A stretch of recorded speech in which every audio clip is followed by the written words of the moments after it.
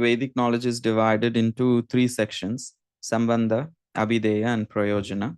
And we know Sambandha means which gives the knowledge about us and who is Krishna, what is the nature of this world, and the laws of karma, and also what is our connection with Krishna.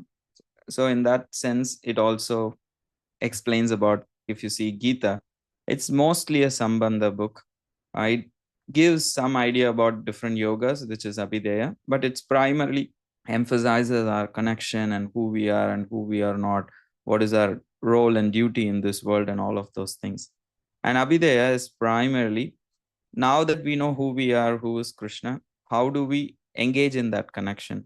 So there are many types of yoga processes because the Supreme has different features: Brahman, Paramatma, Bhagavan, like that.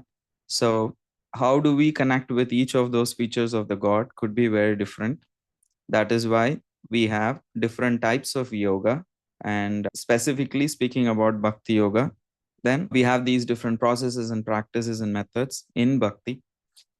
However, if you see Bhakti Yoga itself, how it is applied and how it is practiced changes according to time and place circumstances. If you see the different sampradayas also, there are certain changes. If you see how Sri Vaishnavas execute devotional service, how Madhvacharya explained, helped the how Madhvacharya instituted practices for the Madhva followers, immediate followers, and also various other sampradayas. There are some changes and differences we see, and that does happen within the any sampradaya over a period of time. So Bhakti Yoga also, the Abhideya processes change. Sambandha does not change. The knowledge of the Sambandha does not change.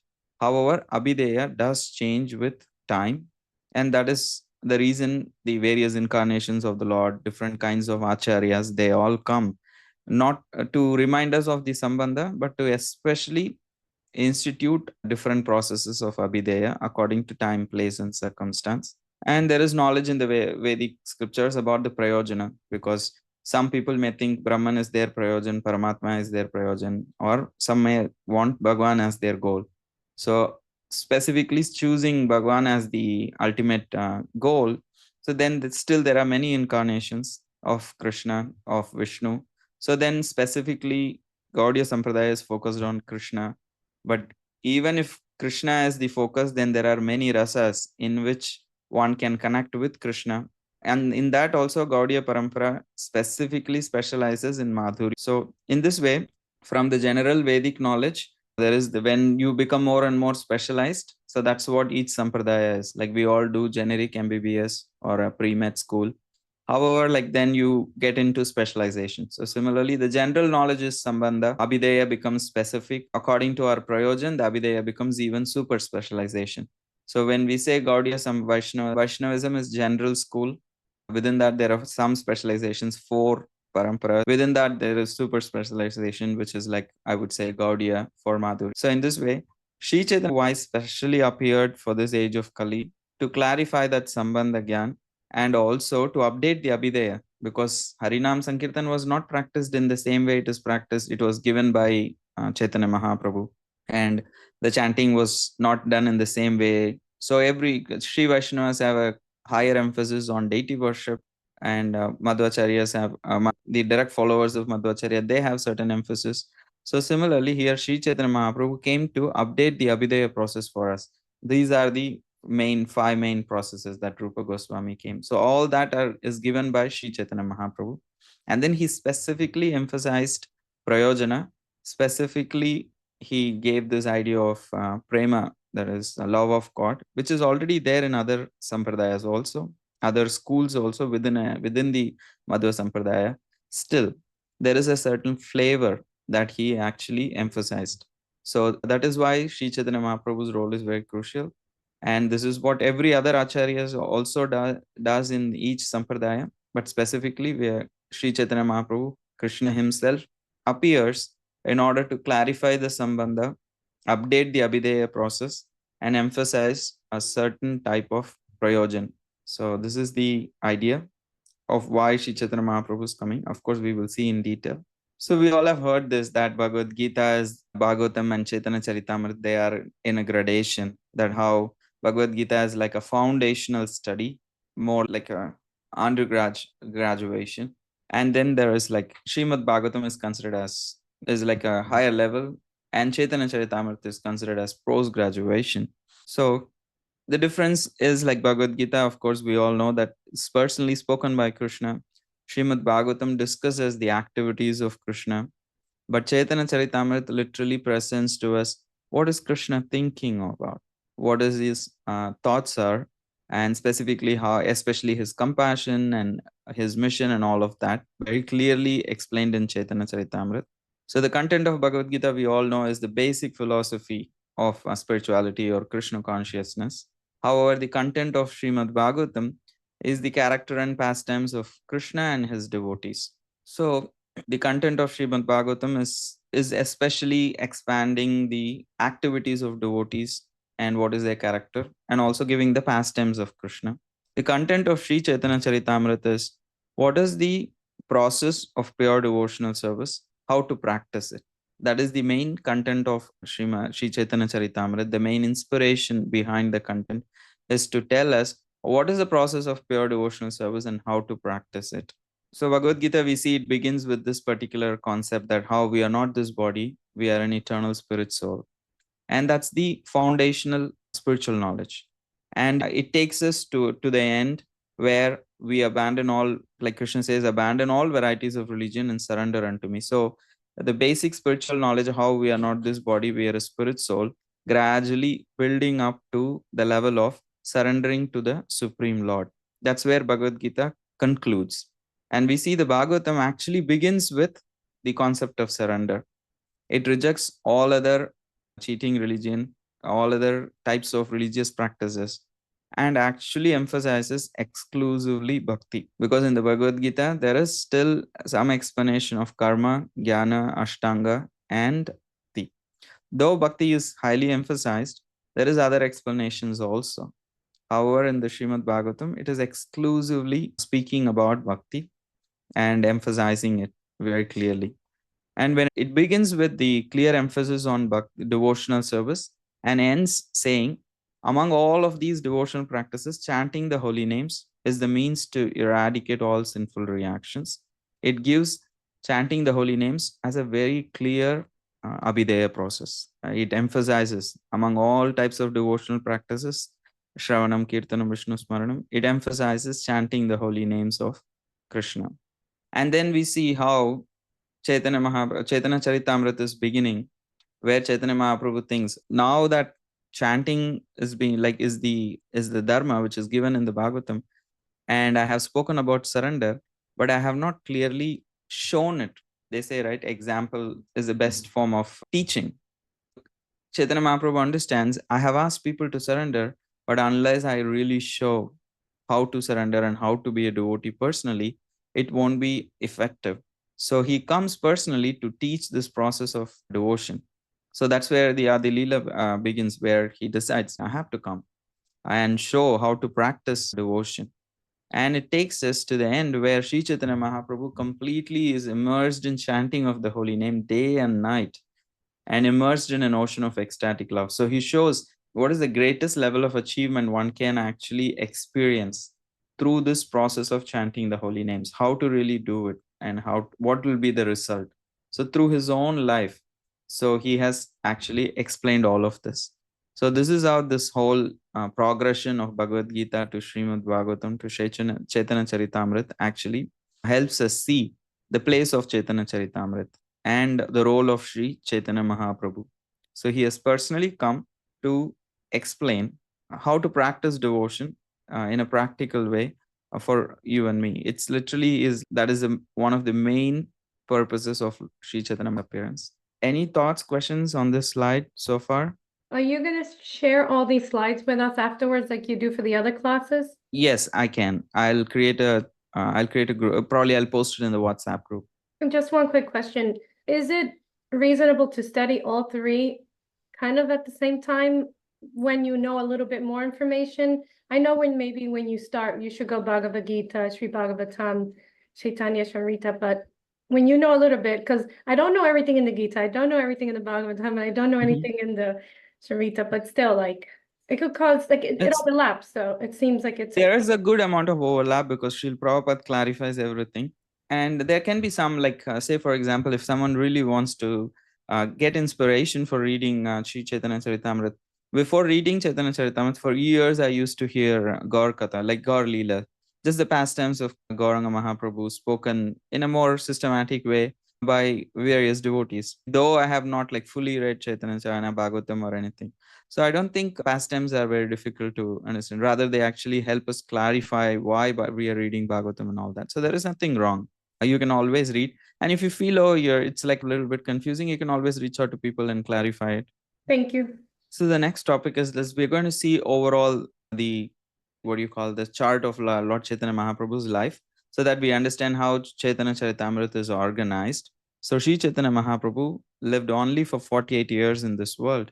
And up to 24 years of his life is called as the Adi Lila, his household life.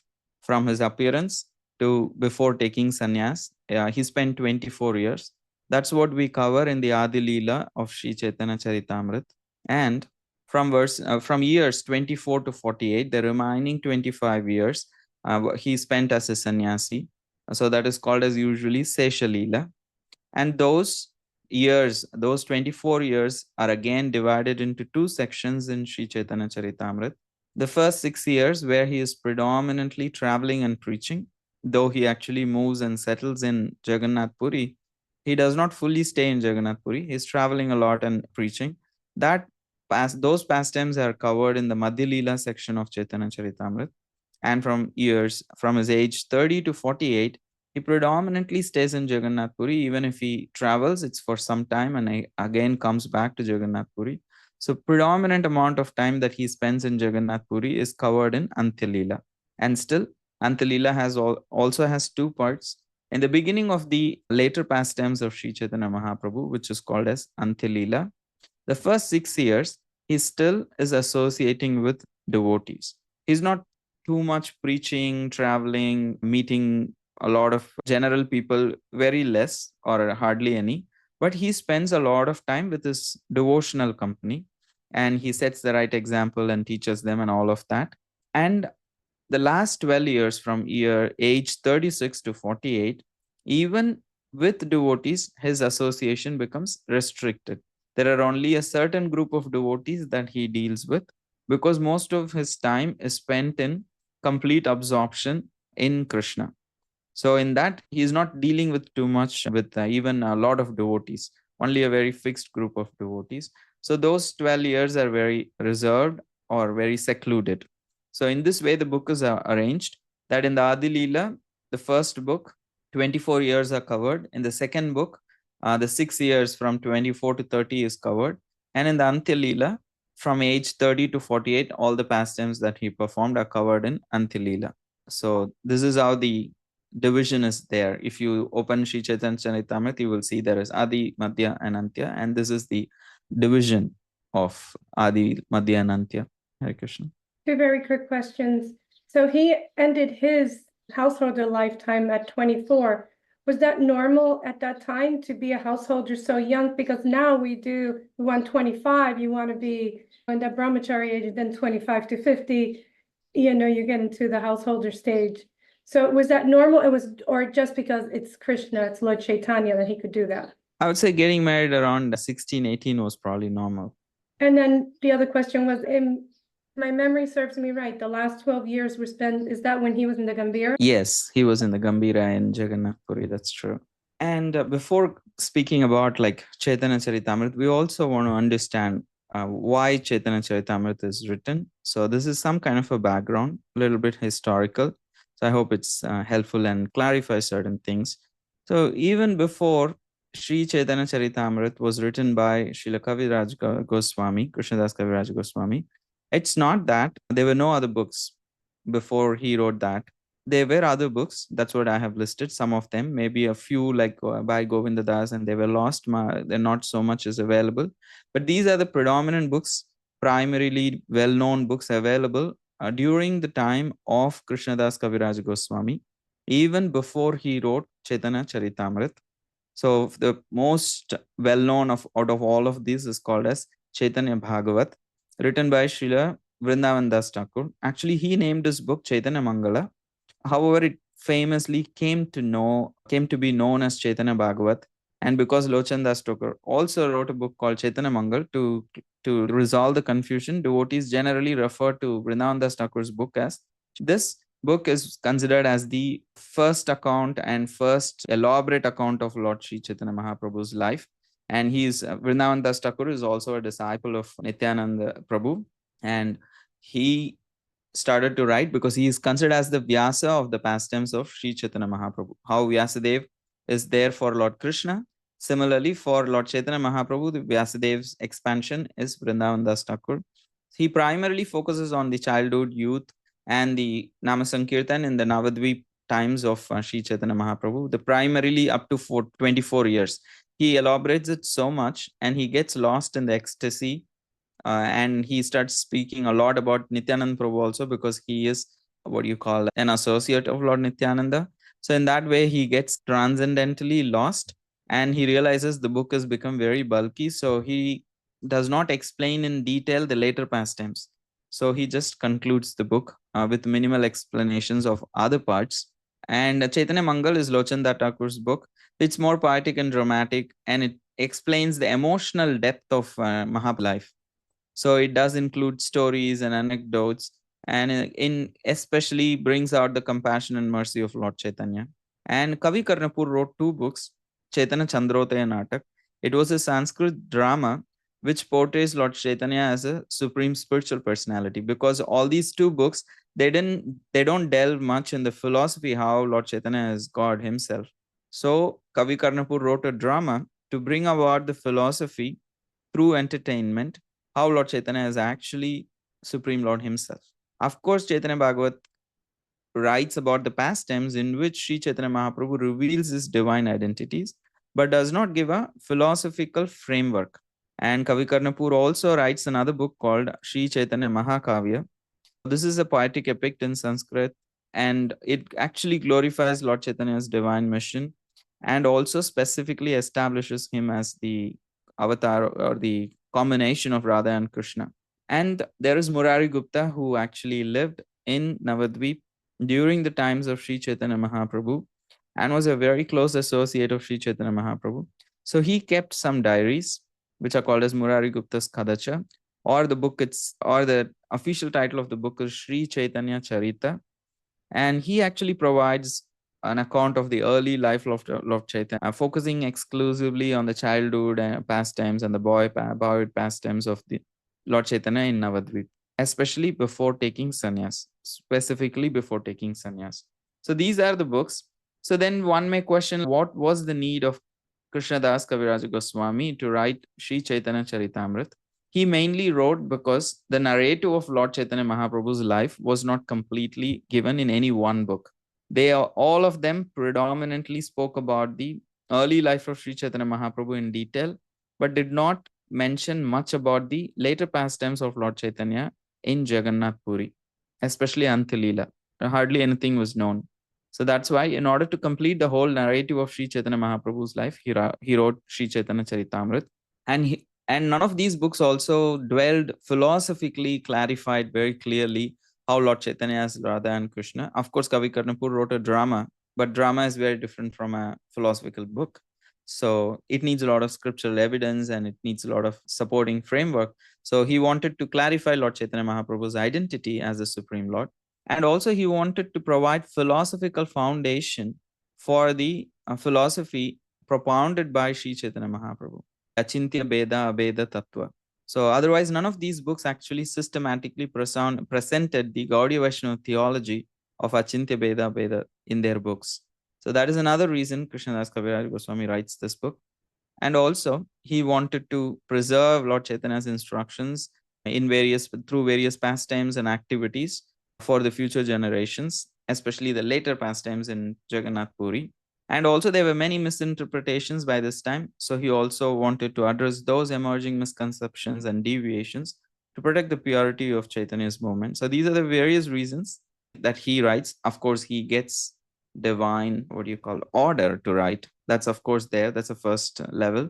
But in his thought process is given in this slide. Like these are the various things that he wants to address through his book. So before we see what is there in Adilila, Madhilila, and Antalila in very short, anybody has any thoughts or questions that you want to ask Sundari Krishna?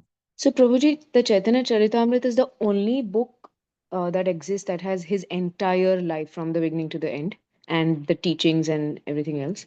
Yeah, in such a very comprehensive manner of including all these aspects and giving a very good structure is only Chaitanya Charitamrita. That's why it's considered so important out of all. Though it was written later, that is considered as one of the most, what do you call, authentic or authorized biography of Lord Chaitanya Mahaprabhu. Thank you, Prabhu. Yes, Mother Gail and then Mother Indra. Krishna Prabhu. Hare Krishna. Yeah, but when you were answering Krishna Prabhu before, you said that back in the day, 18 was the popular age to take sannyas? No, not say take sannyas. She asked if people got married so early. Oh, so 18 was the time. Yeah, people got married around 18. They might have started serious family life little later, but getting married early was a very common thing. Oh, yeah, also, when she was asking about the order in which we read these gita, one reason why we wouldn't necessarily need to read them in order, not necessarily, I'm saying, is because right in the first chapter of Bhagavatam, Srila Prabhupada gives a synopsis of Chaitanya Charitamrita, basically. Yes. Yeah. And one thing I heard too is that by reading Chaitanya Charitamrita first, it gives you a kind of context in which to read the Bhagavatam also. You can go either way with that. Yeah. Either in order or... Very true. Very true. Because Bhakti Siddhanta Saraswati Thakur said, even all the books in the world are like taken away. If there was one book that is if Sri Chaitanya Charitamrita survived, that would be enough because it contains all the essential verses and the concepts from Bhagavatam itself. Though pastimes may not be there, the essential concepts and the understanding of Bhagavatam is there in the Sri Chaitanya Charitamrita. Many verses are quoted to substantiate by Krishnadas Kaviraj Goswami. So he says one should read Bhagavatam with the lens of Sri Chaitanya Charitamrita. Yes, that's what I was trying to say. Yeah, one last thing, Prabhu, is as far as why there was a reason to write this Chaitanya Charitamrita when there were already so many other things. One thing I heard recently was that before Krishnadas Kaviraj Goswami wrote this, there really wasn't any philosophical writings about Lord Chaitanya. Yes. In Bengali. Everything was mostly Sanskrit. And so to make it more accessible, this philosophy to the Bengalis, this book was written also. That's true, because Kavi Karnapur did write the drama, but he wrote it in Sanskrit. And his book was also, he wrote it in Sanskrit. So though he tried to fill those gaps, because he did it in Sanskrit, it could not reach all the masses. So this book is also so famous because it was written in local language, so everybody could access it much more easily. That's very true. Cool. Thank you. Hare Krishna. Hare Krishna. Mother Indra? I just wanted to ask you real quick, Vrindavan Das Thakur, who inspired him to write this? As you were Lord Nityananda Prabhu. He gets a direct instruction from Lord Nityananda Prabhu. He is the last disciple of Sri Nityananda Prabhu. He is also a nephew of Sri Nityananda Prabhu, and he gets a direct instruction to do this. And because Krishnadas Kaviraj Goswami was at a particular time when he came to Vrindavan after Nityananda Prabhu's disappearance, so he gets a dream and Nityananda Prabhu instructs him. So pretty much all of those devotees who wrote about Lord Chaitanya were all Nityananda fanatics in a good way. Lochan Das Thakur was also like Lord Nityananda kind of devotee. So all of them were like, Lord Nityananda Prabhu is the guru. So he really wanted that Lord Chaitanya should be known. So he had that anxiety that the life of Lord Chaitanya should be recorded. So he gave either direct instructions or divine inspiration to all of these devotees. So getting back to the structure of Sri Chaitanya Charitamrita itself, so there are many ways we could classify this book. So this is just only one way. Even within this presentation, I'm going to have one more way of looking at Adi Lila like that. So don't get confused. It's pretty much only 17 chapters. You could divide it. You could granularly divide it, or you could broadly divide it. So this is a very broad classification. So I could get it in a slide, and you also could like have a glimpse what's happening in this whole Adi Lila, because it's pretty much Chaitanya Charitamrita is around 11,000 verses. So Adi Lila is smaller, Anta Lila is also smaller, but Madhya Lila is the lion's share of those 11,000 verses. So that's why we are trying to see this in a broader classification, so we get everything in a bird's eye view. In Adi Lila, of course, invocation and the physical basis is given in the first 7 chapters, and a little bit more history is given in the rest of the first 12 chapters. So that's why it's just not invocation, but it also includes philosophical framework for who is Lord Chaitanya, what is his, how is he the Supreme Lord, and other devotees, and all of those things are covered in the first 12 chapters. And then Janma Leela and how the Lord appeared is covered. Then he grows up and he gets his education and then starts his scholarly life as a teacher. And then in the last chapter, he takes initiation from his spiritual master, and he plans for taking sannyas. So the reason for taking sannyas, all of those things are covered in Adi Lila, 17th chapter. If you read Chaitanya Bhagavata by Vrindavan Das Thakur, just these pastimes that is covered in these 17 chapters is literally covered in lot more detail with so many more pastimes in that book. In their Adi Lila and Madhya Lila is just up till taking sannyas. So Anta Lila is very small and hardly touches the Puri pastimes, because he wrote already so much of the beginning pastimes of Lord Chaitanya Mahaprabhu. He thought the book is already so bulky, so he just wound up very quickly towards the end. And if that is the reason that Sri Chaitanya Charitamrita, Krishnadas Kaviraj Goswami does not spend too much time explaining those pastimes already detailedly narrated by Vrindavan Das Thakur. He clearly mentions these are the pastimes. It is already explained by Vrindavan Das Thakur in much better way. So just read that book. So he says that very clearly right in the book. You read Vrindavan Das Thakur Chaitanya Bhagavat to know these pastimes. I'm only mentioning those, taking their names, and whatever he did not explain, I'm explaining in detail, but I'm focusing my energy in giving the philosophical framework in the Adi Lila. So in that way, we see most of the pastimes he just touches and goes very quickly, summarizes them, because most of those pastimes are very detailedly explained in Chaitanya Bhagavat. Still, we do get a good amount of synopsis and glimpse of Lord Chaitanya Mahaprabhu's early life in Sri Chaitanya Charitamrita. So this is about Adi Lila. In Madhya Lila, so Madhya Lila is basically in Chaitanya Charitamrita after taking sannyas and before going into seclusion. So the active part of as a sannyasi, when he traveled and preached, active sannyasi life is captured in Madhya Lila, and is given so much emphasis because that brings out the mood of Sri Chaitanya Mahaprabhu very much. And this is how the world knows it. Thanks so much for taking care of him. Hare Krishna. Somebody needs to mute. So this is how the world actually predominantly knows Sri Chaitanya Mahaprabhu. That is why Madhya Lila is given so much emphasis. Here his mood, his compassion, how he deals with his devotees, the pastimes of Harinam Sankirtan, they all are brought about in a very beautiful way.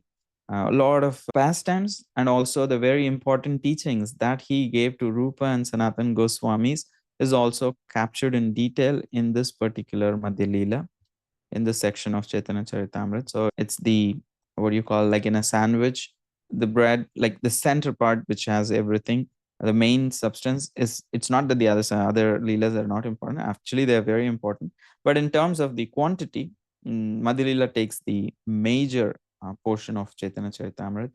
In the first 6 chapters, we see how Chaitanya Mahaprabhu takes sannyas, moves to, and then that whole, what do you call, time when he took sannyas, what exactly happened and when he was taking sannyas, where he took sannyas, who was with him, and how he actually was tricked by Nityananda Prabhu to come to Shantipur, spend time with his devotees, and then there he gets the injunction or instruction from Sachi Mata to move to Jagannath Puri instead of Vrindavan, so that she could continue to hear about him, regular news of him, regular updates about him from Jagannath Puri, which is very close to Bengal than Vrindavan. So that is why he actually moves to Jagannath Puri. So the first 6 chapters details these pastimes of Chaitanya Mahaprabhu actually taking sannyas and then traveling to Jagannath Puri. And once he reaches Jagannath Puri, then he thinks, now I'm a sannyasi, so I need to follow the sannyasi dharma. So he wants to propagate Nama Sankirtan. That is an external reason. There is another reason to find his brother also. So in that way, he chooses to actually travel to South India. And in his tour of South India, he propagates Nama Sankirtan. And regardless of, to everybody actually, regardless of any religious, cultural, or social backgrounds. And on his return, he actually starts bringing the devotees together, performing incredible Sankirtan in Jagannath temple and also during the Rath Yatra festival. And after that, after spending good amount of time, his desire to actually want to visit Vrindavan becomes very strong. So initially he tries, but he is unable to make it. However, eventually he makes it to Vrindavan. So that whole travel to Vrindavan, his meeting of Sanatan Goswami, and then stay in Vrindavan, and his return to Jagannath Puri, and on the way how he meets Rupa Goswami and what he speaks to Rupa Goswami, all that is recorded in these chapters 16, 17, and 18. And then, I'm so sorry, I forgot to edit them properly. It's all Madhya 7 to 15, Madhya 16 to 18, and Madhya 19 to 25. So before returning to Puri, then Sri Chaitanya Mahaprabhu systematically educates Rupa and Sanatan in those chapters. And also he sends them to Vrindavan to plan and establish and organize the Sankirtan movement, because Sri Chaitanya Mahaprabhu personally did not write any literature. However, he delegated it all to the Goswamis, specifically Rupa and Sanatan Goswamis. So that's why he gave them elaborate instructions, and he also gave not just spiritual knowledge, but also the mission of what they need to do, how they need to excavate holy places and in Vrindavan, and also write books about the Vaishnava philosophy and teach by their personal example. And in this way, he actually gave them the mission, which they executed very beautifully. And that is all covered in the chapters 19 to 25. So 16 to 18 is just visit to Vrindavan, but the teachings are all given between verses 19 to 25. So this is all Madhya Lila. So after that, then he starts spending more time. He is not traveling much after this. He especially does not travel again to Vrindavan or anything. Any travel, even if it happens, it's just closer to Jagannath Puri, very far from Jagannath Puri, and it's also much shorter. So in Antilila, we see how that Sri Chaitanya Mahaprabhu, he basically spends his time with the devotees. So in the first 13 chapters, we see how he spends so much time with devotees and appreciates them, especially those devotees who are actually embodying qualities like humility, surrender, renunciation, and strong faith. He actually glorifies them and establishes them as those examples for those qualities. So after his return to Puri, he basically puts a lot of emphasis on Vaishnava culture, because he has created an impact. He has created a splash. The world knows that Sri Chaitanya is here and his mission is Nama Sankirtan. He has went and just basically spread it as much as possible all over India. He made it widely known, but now they say boiling the milk. So he wanted to actually make sure that the devotees actually carried forward that mood and mission. So that's why he gave the teachings to Rupa and Sanatan. He wanted other devotees to embody those culture. So he spent his time of the next 6 years, from his age 30 to 36, interacting with devotees and establishing a proper Vaishnava culture, because philosophy may be there, but it will get lost if it's not pretty much useful or impressive if devotees did not embody it. So that is why he actually spends his time with various devotees establishing Vaishnava culture and emphasizing Vaishnava culture. And he shows great appreciation for devotees like Haridas Thakur and Swarup Damodar Goswami and various other devotees who embody these Vaishnava qualities of humility, surrender, renunciation, and very strong faith in Krishna and devotional service. And he also sets example, utilizes various devotees to set the example how not to be. So he also highlights the dangers of fault finding, philosophical deviation, immoral or inappropriate association. So he very strongly establishes examples through the pastimes of Ramachandra Puri or Bhagavatacharya or Chota Haridas. So through these pastimes, he also corrects the devotees, highlighting what is the right Vaishnava culture, how not to be and how to be. He exhibits both the pastimes, or he establishes both the kind of examples. And then now that he has done his part of being that the one of the main reasons he came is to propagate the holy names, so that he has done for so many years. So there is some little time left before he winds up his pastime. So he wants to go into the other agenda, which is the internal reasons for his appearance, where he wanted to relish in the mood of Srimati Radharani. So for that, he needs to go to seclusion. It cannot happen in public because it will create confusion. So not everybody is qualified. So for the next 12 years, he gradually reduces his interaction with the world, including with general devotees. He's not going around preaching to groups, huge groups of people, nothing. He is mostly staying in Gambhira and absorbed in the mood of Srimati Radharani. And he actually entrusts the mission to other Goswamis and other devotees, Nityananda Prabhu, Advaita Acharya. So he sends devotees to preach in Orissa and Bengal. He sends devotees to Vrindavan to establish Vrindavan. So he sets people to do all of those things and goes into seclusion in order to experience ecstasy. In the mood of Srimati Radharani, he wants to love and serve Krishna and also show an example to the world that it's not all about just outreach. It's also about developing devotion, one's own deeper connection. And through that way also, he established an example how to be a devotee. So in his final year, Sri Chaitanya Mahaprabhu retreats into seclusion. His feelings of separation from Krishna, especially in the mood of Srimati Radharani, results in highly elevated transcendental moods and transformations in his body, and displays this character of a madly intoxicated lover of Krishna. And in the last chapter, we see of Lila that Krishna's Kaviraj Goswami describes beautifully the Sikshashtakam, which is the final instruction of Sri Chaitanya Mahaprabhu, rather the only written work left by Sri Chaitanya Mahaprabhu, containing just 8 verses, which completely captures the mood, mission, teachings, and instructions of Sri Chaitanya for all time to come. So this is the broader map of Adi Lila, Madhya Lila, and Antya Lila. So now we will gradually get into Adi Lila, what exactly is there in this book, and we'll try to go chapter by chapter. And we have almost an hour left, in which we will be seeing 12 chapters. That means each chapter gets how many minutes? What do you call, like the great 5 minutes that each chapter, and we can't do any justice. So I'm not even sure now, looking at the time, that I'll be able to complete all the 12 chapters in 1 hour. We'll try as much as possible. Otherwise, we'll continue tomorrow.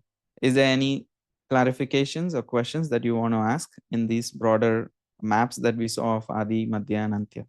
Just a suggestion, Prabhu. Maybe you could actually extend it to a third week, if that was the schedule. So that way, Adilila could be 1 weekend, Antya, and then. By that time, yeah, I wouldn't mind personally, but it really makes my week. So let's see. I wouldn't mind taking a little bit, 15 minutes extra if we are like yet to cover. But I have promised only 2 weeks. So if devotees are able to, they can. Let's see how it goes. Most probably, we are not like trying to go in detail. I'm just trying to trying to gather inspiration and share inspiration to start reading at least the translations of Chaitanya Charitamrita, especially those devotees who have read and who have stayed in bhakti for so long, at least translations, just to have an idea what's going on within this book. So that's the whole idea. So even if we are not able to cover in detail, I'll at least give the roadmap for all the sections, and we all maybe later establish a program where we could read translations together in the future. So let's get into the Adi Lila. So as we saw, there are many ways to classify. So I'm just going to take the 12 chapters today, the first 12 chapters, which is generally called invocation, but there are details to it. And don't see, it's a long list, and it's just the 12 chapters we want to focus. And I'm going to say in short, and as every chapter comes, we are going to see in more detail. So the first chapter is basically Mangalacharan, how we all begin a class when we begin. So similarly, Krishnadas Kaviraj Goswami, when he begins the book, he offers his prayers. But his prayers are so thorough and amazing. Those first 14 verses of his Mangalacharan becomes the rest of the book of Adi Lila. So in the second chapter, he speaks about Lord Chaitanya Mahaprabhu's identity, how he is the Supreme Lord. And in chapter 3 and 4, he explains the reasons for his appearance. And in chapter 5, he speaks about who's Lord Nityananda. In chapter, he explains who's Lord Advaita. And in chapter 7, he speaks about the Panchatattva, basically Gadadhar Pandit and Srivas Thakur and all the Panchatattvas. And then he explains the history, how he actually came about to write this book. And in between chapters 9 and 12, he speaks about the Lord Chaitanya's desire tree. And we will see why so when we get to there. So the first 12 chapters are basically Mangalacharan, basically is offering obeisance. Chapter 2, Lord Chaitanya Mahaprabhu's divinity. 3 and 4, external and internal reasons for his appearance. Chapter 5, Nityananda Prabhu. Chapter 6, Advaita Acharya. Chapter 7, Panchatattva in general. And 8 is the history of how Krishnadas Kaviraj Goswami received order to write this book. And 9 to 12 is Lord Chaitanya tree, the desire tree of Prema Amara Kalpa Taru, the eternal desire tree of loving devotion. Prema Amara Kalpa Taru. That's how he calls it in the book. So I'll be sharing all the slides also, in case if it's too much to note down. Please know. I will share the slides. Please remind me. I'll post the PDF there. And now we are actually starting the chapter 1, basically the Adi Lila. So in the chapter 1, there are many verses. We are going to see the first 29 verses. That is the auspicious prayers that Krishnadas Kaviraj Goswami writes. Imagine the amount of gratitude and humility and devotion a personality like Krishnadas Kaviraj Goswami actually embodies. That he is, so deeply devotional that his prayers are amazing. The first 29 verses he dedicates for those prayers. And especially the first 14 verses are called as Mangalacharan. And these 14 verses are expanded into 7 chapters of Adi Lila from chapter 1 onwards until chapter 7. And in all these 7 chapters, he explains mainly 3 things. Evidence indicating the divinity of Sri Chaitanya, because that's what he wanted to establish. And reasons for Lord Sri Chaitanya Mahaprabhu's descent, appearance. And also who are the primary associates of Lord Chaitanya. He wanted to speak about them. As I said before getting into the actual pastimes, like how Lord Chaitanya took birth, when he took birth, what happened when he took birth, what did he do when he was a small child, what did he do when he was a boy, did he do in his school, how he became a teacher. Before getting into all the activities of Lord Chaitanya Mahaprabhu, which might sometimes look like ordinary for people who don't know who is Chaitanya Mahaprabhu, he takes the trouble to explain who is Chaitanya Mahaprabhu in the first 7 chapters of Chaitanya Charitamrita of Adi Lila. So that is why he focuses on Tattva first before getting into Rasa. A lot of times people might think, oh, these 7 chapters are too much, so I'll just straight jump into the pastimes. It's fine. There's nothing wrong. Still, we also need to know who is Lord Chaitanya Mahaprabhu in terms of philosophically. So it's very important to go through those. And even when you read, if you find the first 7 chapters very overwhelming, please know, just push through it. You're going to get to the past tense. And since I said these first 14 verses are expanded into 7 chapters, this chart actually shows that. So the first column is just the verses in the chapter 1. The first 2 verses in the chapter 1 is explained in chapter 1 itself from verses 44 to 110. And the verse 3 of the chapter 1 is expanded into chapter 2. And verse 4 is expanded as chapter 3. Verse 5 and 6 expanded and explained in chapter 4. 5 verses. When it comes to Nityananda Prabhu, he has used 5 verses in the invocation because he is a devotee of Lord Nityananda Prabhu. So he uses 5 verse 7 to 11. Those 5 verses are explained in chapter 5, establishing the tattva of who is Lord Nityananda. And 11 and 12 of the chapter 1, 12 and 13 of chapter 1, that explains who's Advaita Acharya and is expanded in the whole chapter of 6, Lila. And the chapter 7 of Adi Lila explains Panchat, whose invocation is the 14th verse of chapter 1. So I hope it's very clear. Don't Hope it's not confusing. The first chapter, there are 14 verses, which become the basis for the first 7 chapter actually. So I'll share the PDF so you can take this. So in the rest of the first chapter of Adi Lila, he focuses on the 6 divine manifestations of the Lord, which addresses those first 2 questions also.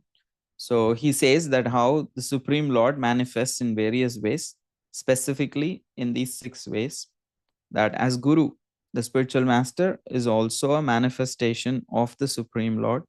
He proves, he quotes various verses from the Vedic scriptures, Bhagavatam, Upanishad, to Puranas, to quote how Guru is given, considered as the expansion of the Supreme Lord in various Vedic literatures. So every point that he makes, he always quotes proof from either Upanishads or Puranas, like Bhagavad Purana or other Puranas, or Bhagavad Gita. So in that way, he always he quotes verses to prove his point. So if you see, every topic will have elaborate quotations by Sri Chaitanya, by Krishnadas Kaviraj Goswami. That's why suddenly you will see a Bengali verse, immediately you will see a Sanskrit verse, you will again see a Bengali verse, because for every statement he makes, he quotes a authoritative statement from scriptures. So then he proves how Guru is a manifestation of Krishna, of Paramatma specifically. And then he says how the Lord also manifests as devotees in general, Isha Bhaktan, because their association actually purifies and inspires us in devotion. And there is also there are incarnations of Krishna, the avatars, that they come to this world to uplift souls and establish religion. And Krishna also has various expansions, like the Purusha avatars and all of those things. That prakar expansions, different forms of the Lord for various purposes. He himself expands. And he has various energies like the Maya Shakti, the internal energy, the Jiva Shakti, the Daivi Shakti, all of these different Shaktis. The Lord's divine potency is at work. So the Lord manifests as his energies also. And he has his personal manifestation as the Supreme Lord. And that Supreme Lord is actually Krishna Chaitanya, because Krishna Chaitanya is a combination of Radha and Krishna. So is the complete absolute truth. So we will see how it is so in the later chapters that he will explain. But these are the 6 manifestations of the supreme absolute truth. We many times think there is Advaita, there is Dvaita, but Mahaprabhu's philosophy is like very far out. There is 6 tattvas, there is Pancha Tattva also, where the first 2 categories are combined as one category. So then it is called as Pancha Tattva. So some may say God is one, God is many, but we say God manifests in 5 ways. So the complete embodiment of divine love, Sri Chaitanya Mahaprabhu is that Supreme Lord. So all these topics are discussed in these 70 plus verses. 1.30, Adi Lila first chapter 30 to 110. So I'm only giving you a map. So that's all. But I'm literally summarizing 70 verses in a small slide. So when you read, you will know more. So the first chapter is over. And there's 5 minutes. I completed it. So this is chapter 2. And here, Sri Chaitanya Krishnadas Kaviraj Goswami is going to explain how Lord Chaitanya Mahaprabhu is the Supreme Lord. Basically, he proves the divinity of Lord Chaitanya. So he uses a certain thought process. So I'm going to explain the thought process. And if you map this thought process to that particular chapter, you will see the flow of verses, that how this is the thought process he is using. He approaches this chapter or every other chapter like a mathematical equation. He will say A is equal to B plus C.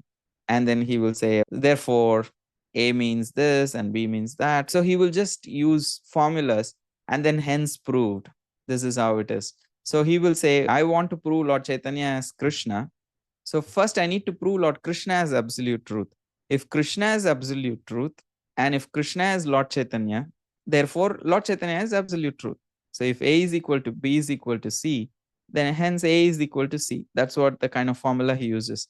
In order to prove Lord Chaitanya as absolute truth, he proves Lord Krishna as absolute truth, and then he says Lord Krishna, how he is Lord Chaitanya, and therefore Lord Chaitanya is absolute truth. Like that he approaches this. So he first goes to proving Krishna as absolute truth. He dedicates the whole chapter for that. And we are wondering, why is he speaking all these things? He is very thoughtful. He's taking his time to lay the foundation to prove how Krishna is the absolute truth. So he starts with the beginning, that absolute truth means there is Brahman, Paramatma, and Bhagavan. Bhagavan is superior to Brahman and Paramatma. He quotes so many Sanskrit shlokas from Upanishads and Puranas to prove this point, that how the personal manifestation of the Supreme Absolute Truth is the complete manifestation of Supreme Absolute Truth and is superior to Brahman and Paramatma. And then he explains how the Supreme Lord Shri Krishna is that Bhagavan, the Supreme Absolute Truth. Then he proves how Krishna is superior to Narayan, and how Krishna is source of all incarnations, how Krishna is the shelter and abode of everything, and how Krishna has so many different manifestations and energies. They're all coming from Krishna. So in this way, he proves that Shri Krishna is the Bhagavan, the Supreme Absolute Truth. And at the end, he says, therefore, Krishna is the Absolute Truth. And then he says, Krishna has descended as Lord Chaitanya. So he will quote proofs for that in the 3rd chapter, though. But he makes that statement. Yes, Lord Chaitanya is actually Lord Krishna. Therefore, Lord Chaitanya is Supreme Absolute Truth. So that's how he concludes this chapter. So this chapter has 120 verses. So this is the thought process. And so it's natural. And then we will explore how the natural question comes, how do we know Lord Chaitanya is a divine manifestation or is the Supreme Lord? That we will explore in the next slide. However, basically in this whole chapter, Krishnadas Kaviraj Goswami very logically, systematically argues that how Vedic scriptures establish God as Brahman, Paramatma, and Bhagavan. And then he meticulously establishes the fact that Bhagavan is higher than Brahman and Paramatma and is the cherished object of love for all living beings. And in this way, the Supreme Personality of Godhead is known as Krishna. He explains that. And also how this Supreme Lord Krishna is the source of even Vishnu and Narayan. He explains that the goal of life and the very essence of our existence is to love and be loved. So when that innate desire is directed towards Krishna, everything makes perfect sense and we reconnect with our true purpose and life becomes full of joy and happiness. So this understanding of Krishna's supremacy is not a sectarian thing. He is explaining it from a very universal perspective. He's not approaching Krishna as this God who was born in India, nothing like that. He's approaching this whole concept of God from a very non-sectarian perspective. And he offers all kinds of scriptural evidences from across the board. And he also explains how there may be many candles, but the lamp, there's one candle used to light everything else. So that is the first initial thing. Although the incarnations of the Supreme Lord are all equal in Tattva, Krishna is the original. And that original personality of Godhead appears in Kali Yuga as Sri Chaitanya Mahaprabhu. So then the natural question is, how do I know? How can we confirm that Lord Chaitanya Mahaprabhu's identity as the Supreme Lord? So then he quotes, there are 4 ways to confirm. Scriptural evidences. He quotes so many verses from various scriptures to prove that Sri Chaitanya Mahaprabhu is Lord Krishna himself. And also he quotes various attributes of Lord Chaitanya, that the divine bodily attributes of Lord Chaitanya, Ajanulambita Pujao, Kanakavadato. So all those attributes of Lord Chaitanya, and also astrological meters, that how the specific planetary movements also indicate appearance of great personalities, divine personalities, and the Supreme Lord. So various respected astrologers noted the unique constellations during the advent of Sri Chaitanya Mahaprabhu, and also and through that they detect his divinity, and they communicate it. And also by following authorities in terms of scriptural statements and astrological predictions confirmed by various other acharyas who were very deeply devotionally philosophically advanced. So through their confirmation also, by dint of their philosophical depth and spiritual advancement, great authorities, great devotees, they also identify the incarnations of the Lord and confirm the incarnations of the Lord. And also the extraordinary activities. Yeah, anyone can claim in this world anybody as the Supreme Lord. But we all, those avatars also perform extraordinary activities, very extraordinary pastimes. So the extraordinary activities, it's very clear. Many people may call themselves as Jagat Guru, But Srila Prabhupada did something which nobody ever did in the history. It cannot be repeated. It was unprecedented. Similarly, Sri Chaitanya Mahaprabhu did something completely unpredicted. Even the medieval historians of India, who may not accept Chaitanya Mahaprabhu as actually an incarnation of God, they even accept the extraordinary contributions. They call it a spiritual renaissance. He created a spiritual revolution in the medieval India in terms of propagating, making the devotional service and bhakti movement widely popular, and he brought it to the masses. It was not that widely available for the masses. It was locked in the temples, and it was locked in the rituals, in the patriarchy of social structures. He actually broke open those social barriers and brought bhakti to a wider audience and made it very, approachable to the common man. So at least that part, even medieval historians agree. So the extraordinary activities of Sri Chaitanya Mahaprabhu that are also recorded, and that also proves his divinity. So these are the ways in which anyone can ascertain a great personality or a divine manifestation or an incarnation of Lord. Especially first thing is the scriptures. Anything extraordinary for us that cannot just become a divine manifestation.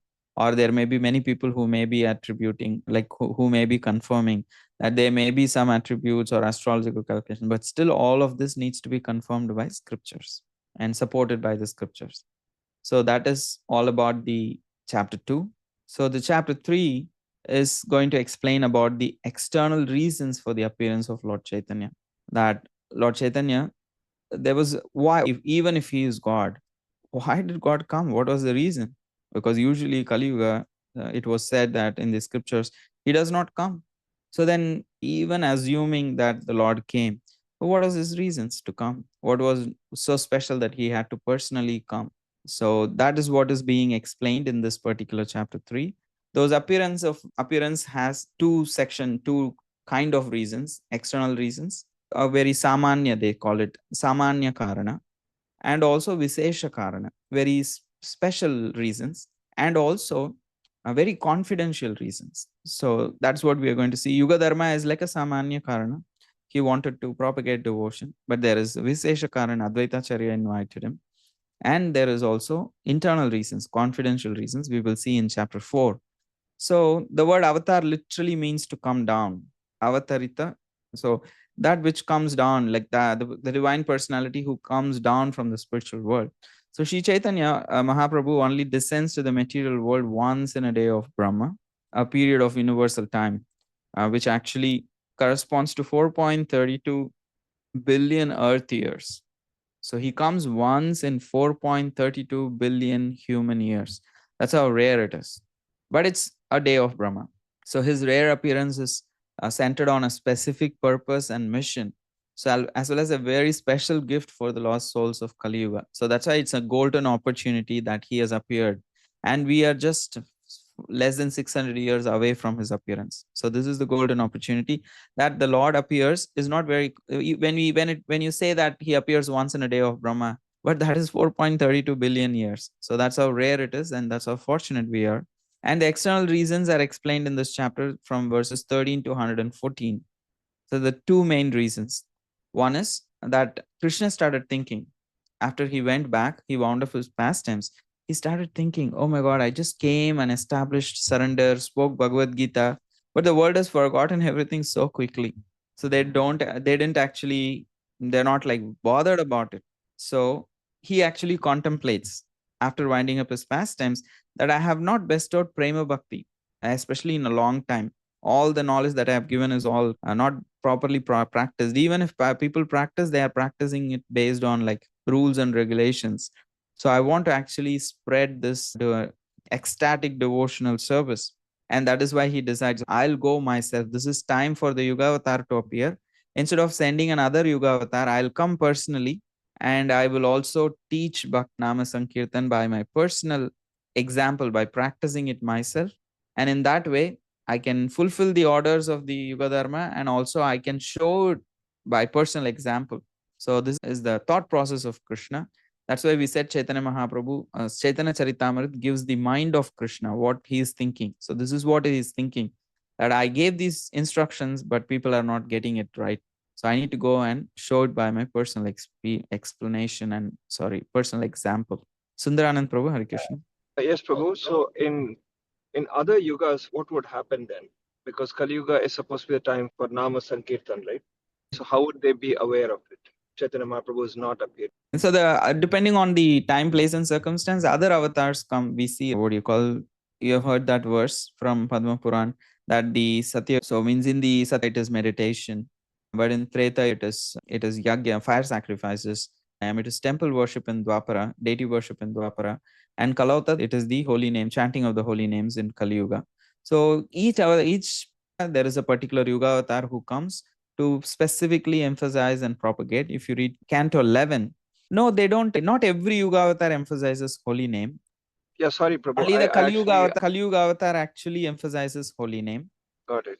Yeah, I think I asked my question wrong. What I meant was other Yuga cycles. When Chaitanya Mahaprabhu, because you said it's very rare, right? Once in so many million.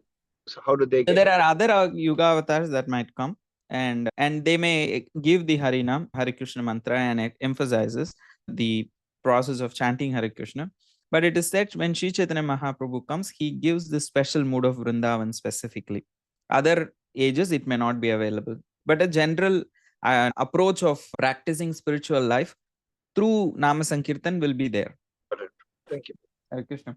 You can see it and see the vestiges in South India. There are groups which chants Hare Krishna, does Harinam, goes around chanting bhajans and all of these things, but they may not have an emphasis of Vrindavan and Radha and Krishna. Krishnadas Kaviraj Goswami explains how rare it is for Sri Chaitanya Mahaprabhu's appearance. And then he goes on to explain the external reasons for the appearance of Sri Chaitanya Mahaprabhu, that how, seeing the degradation of the society in general, Advaita Acharya worshipped Sri Krishna in the form of the Shalagram Shila with Ganga water and the Tulsi leaves, praying for a solution, praying for the Lord's appearance. So his simple but devotional offerings of Tulsi buds in with Ganges water attracted the Lord's attention because he was really having that deep compassion. So in reciprocation to his call, Krishna descended as Sri Chaitanya to uplift the world through the process of Nama Sankirtan, congregational chanting of the gods, of the holy names of Krishna. So the Supreme Lord emphatically established that no other process of spiritual elevation could be as effective in this dark age of Kali Yuga. So assuming this role of a devotee and teaching by example, Sri Chaitanya Mahaprabhu liberally offered everyone the opportunity to develop pure unalloyed love for Krishna. His external purpose was to teach Yuga Dharma. On the call of Advaita Acharya, he appeared and established Yuga Dharma, the specific process for this age of Kali Yuga. So that Krishnadas Kaviraj Goswami says that he created a wreath of the holy names. He created a garland of holy names with pure love, and he garlanded the whole world with that garland of the holy name. So that is the external reason that he came to offer this chanting of the Hare Krishna mantra to the whole world. This is the external reasons explained in chapter 3.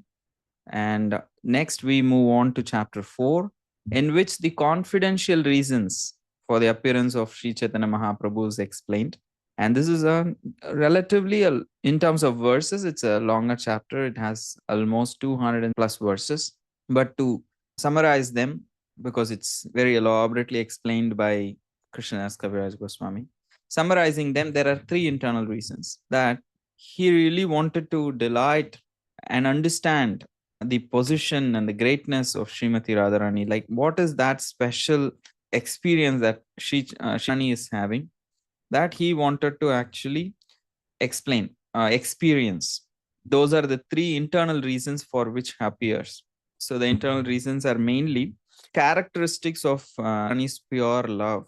So it is like it's spotless, like a pure gold, and it is completely selfless, and it is beyond comprehension, beyond any trace of selfish lust. It is exclusively meant for Krishna's enjoyment. That is the nature of Srimati Radharani's love. So that's why he specifically comes to delight in assuming the mood of Srimati Radharani. And that's why he also takes her bhava in the color also, the Radha Dyuti. We say Dyuti means he assumes the the complexion of Srimati Radharani also. And the other internal reason is that he wanted to understand the sweetness of Krishna's qualities. That he really could not understand what is in me that attracts Srimati Radharani so much. So what is that sweetness of his personal qualities? That also he wanted to relish. And he wanted to experience the happiness of a pure devotee, because he would look at Srimati Radharani and Krishna would think, she seems to be enjoying more. I am supposed to be the Rasika Shekara. I am supposed to be the one who enjoys. Shekara means one who is the pinnacle of enjoyment, one who experiences.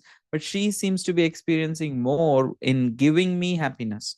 So he also wanted to experience what it means to actually give happiness as a pure devotee. So that's why he took this role as a pure devotee in the mood of Srimati Radharani to experience the happiness of a devotee and the sweetness of Krishna.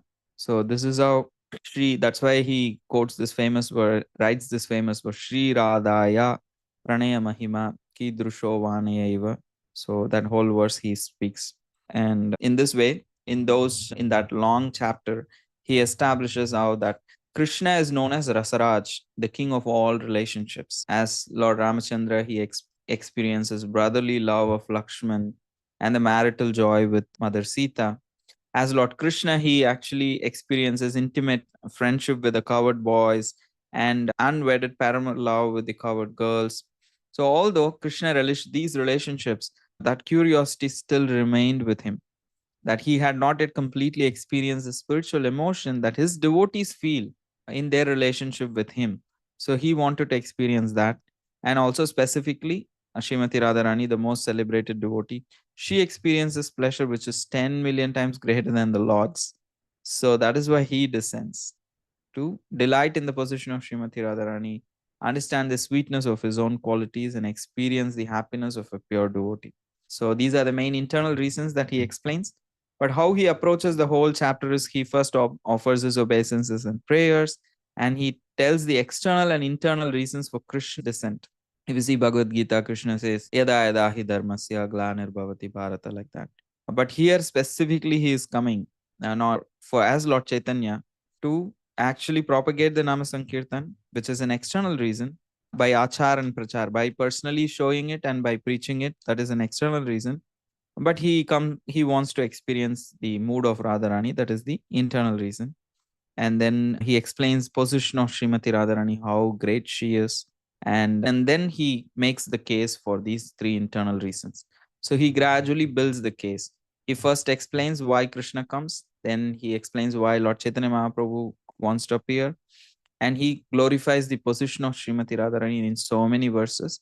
And then explains this is the reason that Sri Chaitanya Mahaprabhu is coming to this world to experience. That's why he takes 12 exclusive years to experience this internal reason. So the first 36 years he dedicates for the external reasons. The last 12 years he dedicates it for the internal reasons. So this is covered in chapter 4. And then there is chapter 5 and 7, where Panchatattva, the 5 stars, are covered. So in the Panchatattva is actually, we do offer that prayer like Panchatattva Atmakam Krishnam Bhaktarupa Swarupakam Bhaktavataram Bhaktakyam Namami Bhakta Shaktikam. So Panchatattva Atmakam Krishnam Bhaktarupa, that Krishna appears in Panchatattva. What are those Panchatattva? Bhaktarupa, who's in the original form of as a perfect devotee, he appears as Sri Chaitanya Mahaprabhu. And he appears, his expansion, Sri Balaram, appears as Bhakta. So his Swarupa appears as a devotee. So Bhakta Swarupa, expansion of a devotee. And also a devotee appearing, an incarnation appearing as a devotee. Bhakta Avataram, Advaitacharya, he's an avatar. He's a combination of Sadashiva and Kshirodakashayi Vishnu. So he also appears as a devotee, Bhakta Avatara. And Srivas Thakur, who's actually Jiva Tattva, a pure devotee, Narada Muni expands as Srivas Thakur. Bhaktakim, so showing that ideal pure devotee as Jiva Tattva. And his devotional energy, Gadadhar Pandit.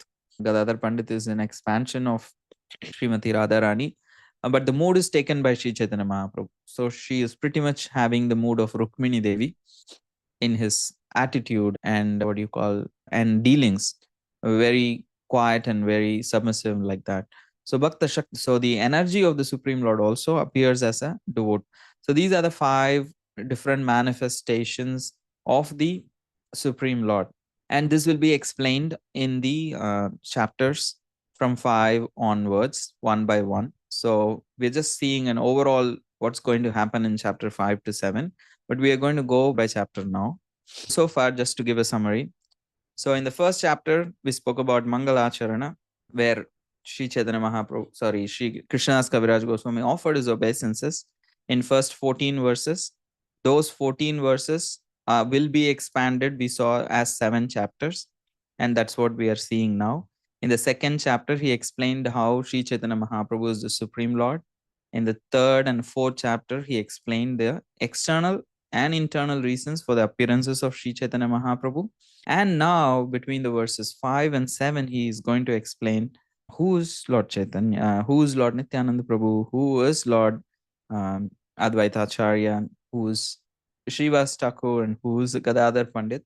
And in general, the Panchatattva he is explaining between the chapters 5, 6, and 7. Specifically, he explains Lord Nityananda Balaram, Lord Nityananda Prabhu in chapter 5. It's also a long chapter. But he systematically establishes who's Lord Nityananda Prabhu. He takes very systematically one by one and establishes every fact. Just a minute, I'm just... In the Adi Lila of chapter 5, he speaks about the glories of Lord Nityananda Prabhu. And we just saw how Lord Nityananda is a Swarupa. Lord Balram is a Swarupa of Krishna, non-different from him. So that Swarupa actually appears as a devotee, expansion of a devotee, Bhakta Swarupakam. So who's Lord Nityananda? Lord Nityananda is, when Sri Krishna appears as Sri Chaitanya Mahaprabhu, then his brother Balaram appears as Sri Nityananda Prabhu. So Sri Chaitanya, Krishna appears as Sri Chaitanya and Balaramji appears as Nityananda Prabhu. Balaram is the first expansion of Krishna. So all subsequent divine expansions come from him, and their main function is to create and maintain the material universes. So in this particular chapter also, Krishnadas Kaviraj Goswami takes this approach where he first speaks about how great Balramji is, how everything comes from him, he creates and maintains everything. He continues to just glorify Balramji, and then he will establish that this Balramji is coming as Lord Nityananda. So Lord Nityananda is the original, like Balaram, so is also non-different from Balaram. So he is also the Supreme Lord, Sevaka Bhagavan. So how he established Lord Chaitanya Mahaprabhu's divinity, he similarly establishes Nityananda Prabhu's divinity here. Before that, he establishes Balaramji's divinity and then says Balaramji appears as Nityananda Prabhu. So Nityananda Prabhu is also the Supreme Lord. So that is the approach he takes. So he explains how, as Balaram lovingly serves Krishna and Vrindavan, Nityananda Prabhu's identity is also one of a servant of Sri Chaitanya Mahaprabhu. So after explaining the role of Balaramji in creating and maintaining these universes, he explains the identity of Nityananda, mood. He is non-different from Krishna. Balaramji is non-different from Krishna, but he lovingly serves as a servant. Similarly, Nityananda Prabhu also appears as an elderly brother of Sri Chaitanya Mahaprabhu in terms of his age. He is elder to Sri Chaitanya Mahaprabhu. Still, he always has this mood of service to Sri Chaitanya Mahaprabhu, Sevaka Bhagavan. And why it is very, and also why we have to dedicate a whole chapter to learn about Nityananda Prabhu, because the importance of serving Nityananda Prabhu is because only through, he is the embodiment of Guru Tattva. So without his mercy, we won't be able to understand Sri Chaitanya Mahaprabhu. Though Nityananda Prabhu is non-different from Sri Chaitanya Mahaprabhu, he comes in the mood of service and he serves Sri Chaitanya Mahaprabhu as a guru, as a friend, as a servant. So in order to gain the favor of Sri Chaitanya Mahaprabhu, one must first serve Lord Nityananda. Without serving Lord Nityananda Prabhu, receiving his mercy, one cannot actually know or receive the mercy of Sri Chaitanya Mahaprabhu. And to stress this point, Krishnadas Kaviraj Goswami narrates the story of a particular devotee called as Minaketana Ramadas. He is a very great devotee of Lord Nityananda Prabhu, but gets mistreated and offended in Krishnadas's very home during a festival. But Krishnadas Kaviraj Goswami defends Miniketan Ramadas, and whoever disrespects him, he actually corrects them. So in that way, he actually receives the mercy of Lord Nityananda Prabhu. We will see that in the chapter 8 when we are explaining what kind of mercy he receives from Nityananda Prabhu and how it leads to his writing of Sri Chaitanya Charitamrita. This particular instance where he stands up to defend for Miniketan Ramadas actually qualifies him to write Sri Chaitanya Charitamrita in the future. So that's why he quotes that particular pastime here to stress the point that how only if one receives the mercy of Lord Nityananda that one can actually get the mercy of Lord Chaitanya Mahaprabhu. So this is the whole structure of this particular chapter, that where Kaviraj Goswami explains the glories of Lord Nityananda Prabhu. Initially, he explains how Lord Nityananda Prabhu appears in every other form to actually serve Krishna. He appears as Sankarshan, Karnodakshai Vishnu, Garbhodakshai Vishnu, Shirodakshai Vishnu, and Seshanag, and he serves Krishna in all different ways. And he manifests the material universe.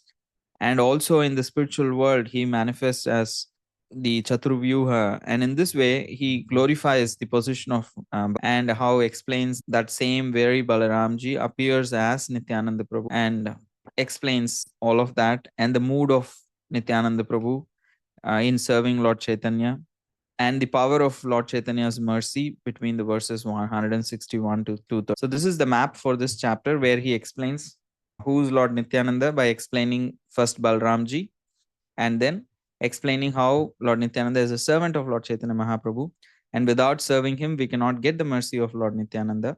And that's why he quotes this pastime of Miniketan Ramadas to show the mercy of Lord Nityananda Prabhu. Then he explains chapter 6, the glories of Advaita Acharya, the other Panchatattva, one of the other members of the Panchatattva.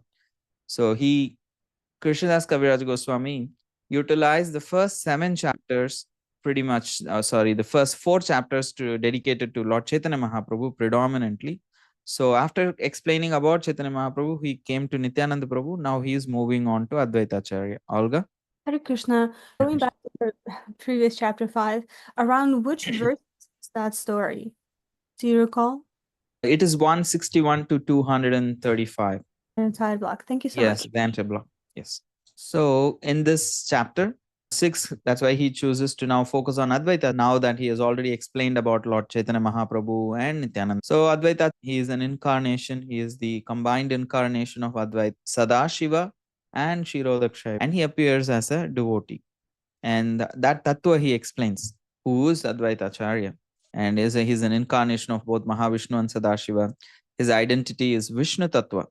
He is a devotee, but he is still a Vishnu Tattva. Mother Gail?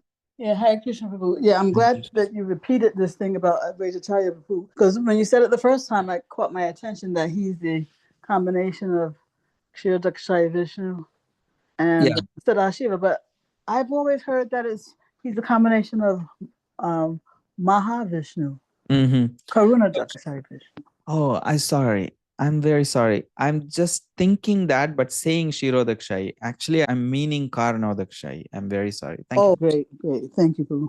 In my heart, I'm thinking saying Mahavishnu, but actually I was constantly saying Shirodakshai Vishnu. I'm very sorry. He is a combination of Mahavishnu and Sadashiva actually. So his identity is first explained and he is Vishnu Tattva, the very same Supreme Personality of Godhead. And then he explains how taking birth in Navadvip area, like literally 52 years before Sri Chaitanya Mahaprabhu, Advaita Acharya was actually a well-established leader of the Vaishnava community in the Navadvip area. And he becomes completely heartbroken, seeing the godlessness of the world, of the society he is living in. So he fervently actually beseeches Sri Krishna to incarnate. And through his worship, we already saw, through worshipping, offering Ganges water and Tulsi buds, with his dedicated worship, he attracts the attention of the Supreme Lord. So Sri Chaitanya Mahaprabhu deeply respected Advaita Acharya because he is also elderly in the particular social convention. He is very elderly, 52 years elder. And also he is the reason that Sri Chaitanya Mahaprabhu could come. His devotion was very deep. So Sri Chaitanya Mahaprabhu always respected him. And there was a very special reason that Advaita Acharya was a god brother of the guru of Sri Chaitanya Mahaprabhu. Sri Chaitanya Mahaprabhu's guru and Advaita Acharya, they were all disciples of Madhavendra Puri. So he also saw Advaita Acharya as a guru's god brother. So he always respected him very much. However, like Advaita Acharya, being in the mood of a devotee, naturally always subordinated himself before Sri Chaitanya Mahaprabhu, being fully aware of who Sri Chaitanya Mahaprabhu is. And there were many pastimes to bring in their rasa that is very elaborately described in Sri Chaitanya Bhagavat and also touched upon in Chaitanya Charitamrita. So we see that in the pages of Sri Chaitanya Charitamrita, how Acharya's tattva is being established. And first, Kaviraj explains how Advaita Acharya is non-different from Vishnu, who's the creator of the universe, and a combination of Mahavishnu and Sadashiva. And also he says that how Advaita Acharya is the introducer of the path of bhakti, that he literally calls for Lord Chaitanya, and due to his devotion, the Lord appears. And also his emotion of servitude, he has this deep, though he is a Vishnu avatar, he has this deep mood of service to Lord Chaitanya, being a servant. The mood of servitude is very deep, and that is explained by Krishnadas Kaviraj Goswami in so many verses, from literally from verses 36 to 120. He explains this emotion of servitude that Sri Advaita Acharya embodies. And it is said that the Lord as Sankarshan, as Lakshmana, as Karanodakshay Vishnu, as Advaita Acharya, as Sesha, they are all actually Supreme Lords. They are all actually Vishnu Tattva, but they all have this deep mood of servitude to Krishna. So that is being explained by Krishnadas Kaviraj Goswami.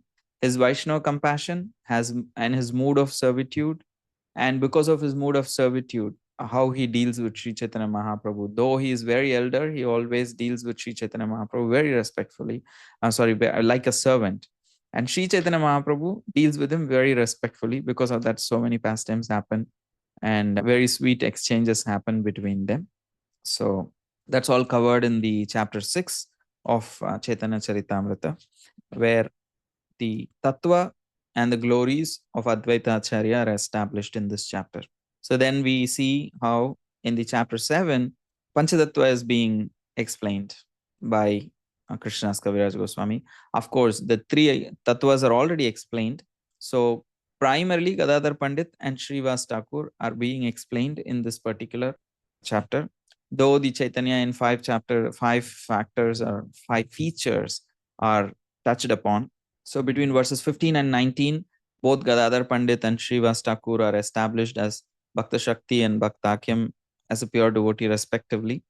And then this particular spiritual revolution that the Panchatattva created in the world, that is also being explained, given that space, and how when these 5 personalities, the Panchatattva, they joined forces in Navadvip, their influence was incredible. Now, the Panchatattva instigated an unprecedented spiritual revolution by breaking open the treasure house of divine love. They say they just broke that seal on that treasure of prema, because world has not seen that kind of devotional experiences and practices. So they completely broke it open and started distributing to everyone. So they experienced and relished that love themselves through dedicated kirtans in the house of Srivas Thakur, and they liberally distributed it without discrimination to everyone later. And they made bhakti very practical, just raising one's hands and chanting and dancing.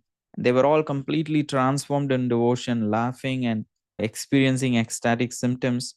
So they were having such a great time. So they were just showing the world how bhakti can be so simple and happily practiced.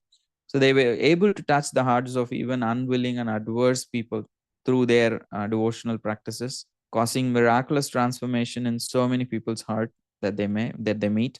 So this whole thing is being explained in this particular chapter, that how this prema inundation was so strong that a whole example is given through the example of the transformation of the Mayavadi sannyasis. Because when you want to give an example, you want to give such a powerful example, that Krishnadas Kaviraj Goswami states this example of the Mayavadi sannyasis being completely transformed by the effect of the Harinam Sankirtan. And of course, if you read Chaitanya Bhagavad, there are many more examples of the residents of Navadvip and the other people around that place, that how even if they were not actually convinced, they gradually get completely transformed. So since many were very skeptical, that they did not take to it initially, they thought it's a very sentimental thing. Especially the Mayavadi sannyasis completely denounced any of these things. So they were super skeptical. So they were renunciants, they were Maya Advaitavadis, especially in Varanasi when Sri Chaitanya Mahaprabhu visits. There was this famous sannyasi of the Advaita Sampradaya, Prakashananda Saraswati. He was extremely powerful and influential. And when he heard that Sri Chaitanya Mahaprabhu is in town in Varanasi singing and chanting, and everybody is becoming so influenced by him, he did not actually care. He thought actually the real path of spirituality was one of discipline, austerity, strictness, and studying the scriptures, Jnana Yoga. So he openly criticized Sri Chaitanya Mahaprabhu and his followers. He called them fanatical, emotional, and sentimental. So the news actually comes to Sri Chaitanya Mahaprabhu. He does not care. Sri Chaitanya Mahaprabhu was indifferent to their comments, and he responded to the plea of his devotees. Though he was completely indifferent, the devotees were not taking it very nicely. They were very much affected that all the people are criticizing Sri Chaitanya Mahaprabhu, especially these Mayavadi sannyasis.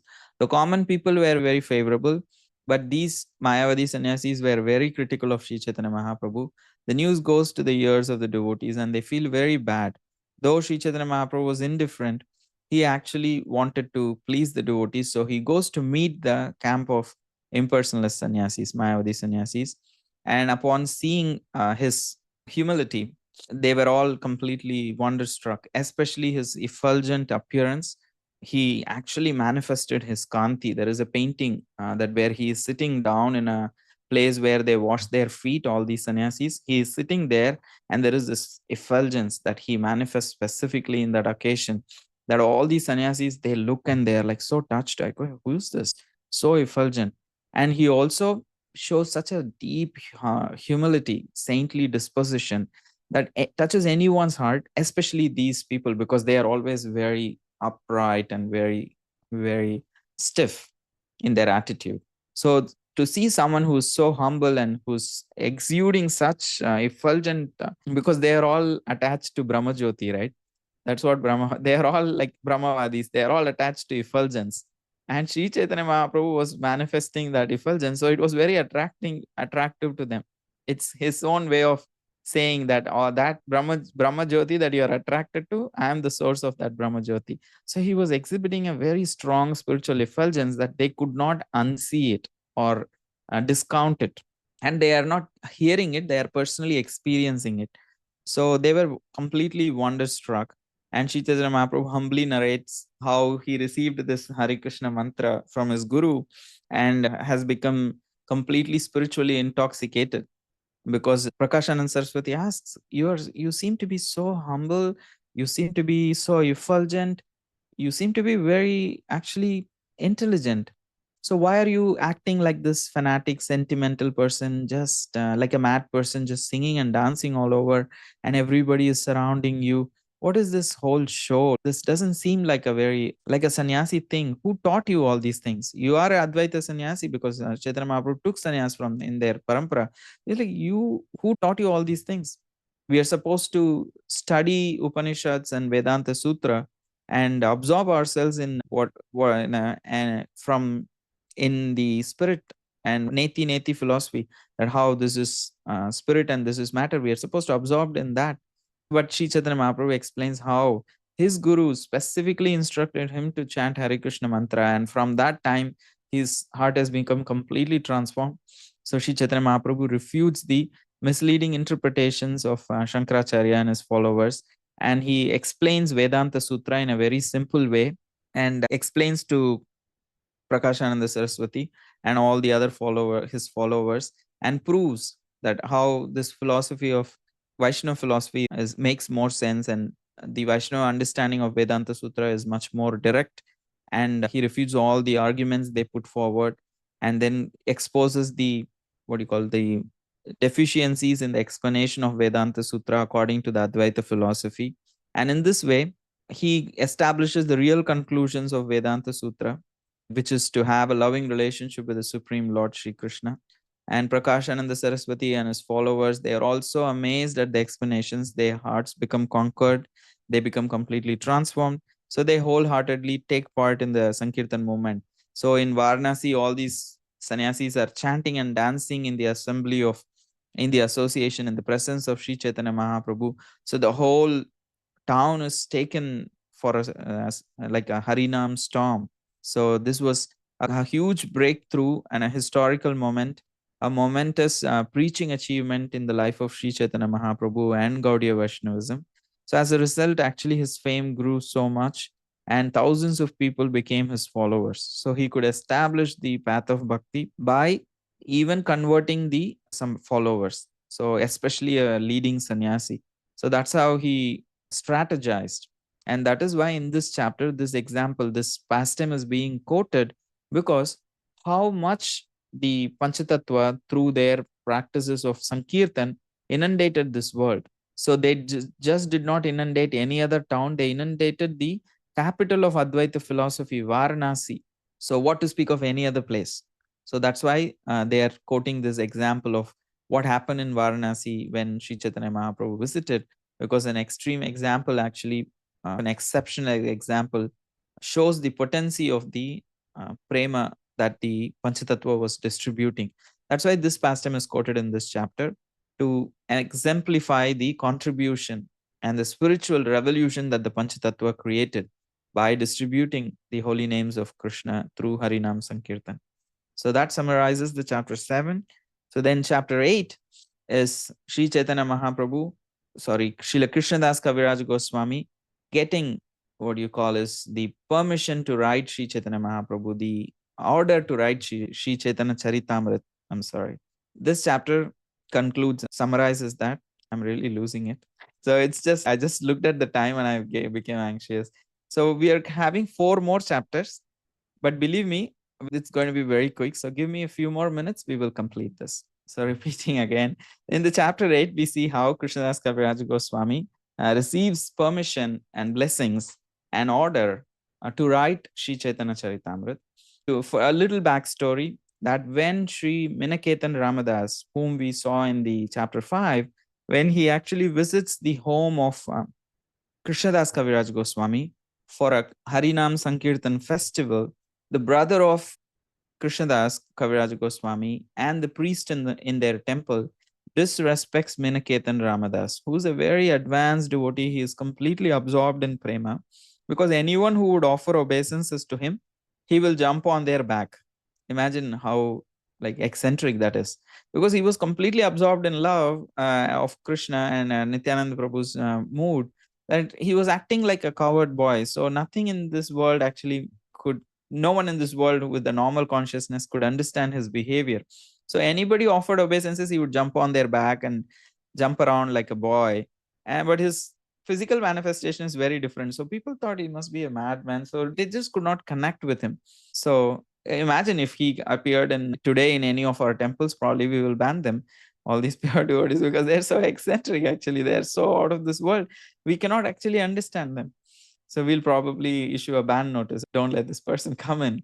But that's how they also could not understand Miniketan's Ramadas's behavior.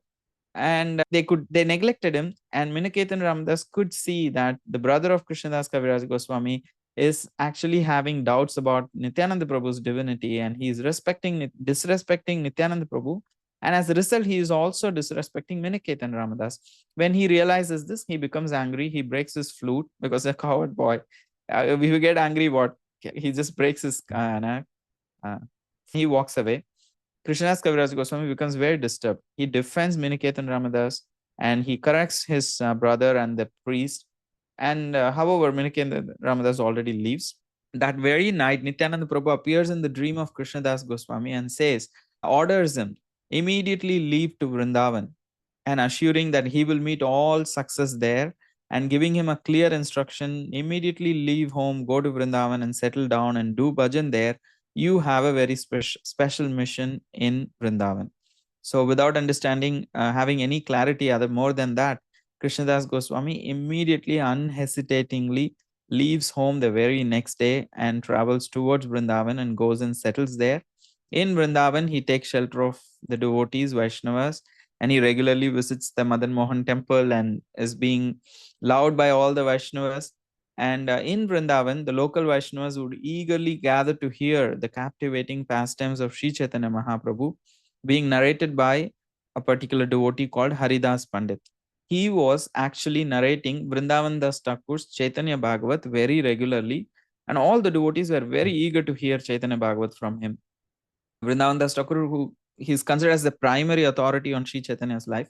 So he compiled the comprehensive biography, Chaitanya Bhagavat, especially focusing on the early pastimes of Sri Chaitanya Mahaprabhu, because he detailed those pastimes in such amazing detail. The devotees were ecstatic hearing the explanation of Chaitanya Bhagavat by Haridas Pandit.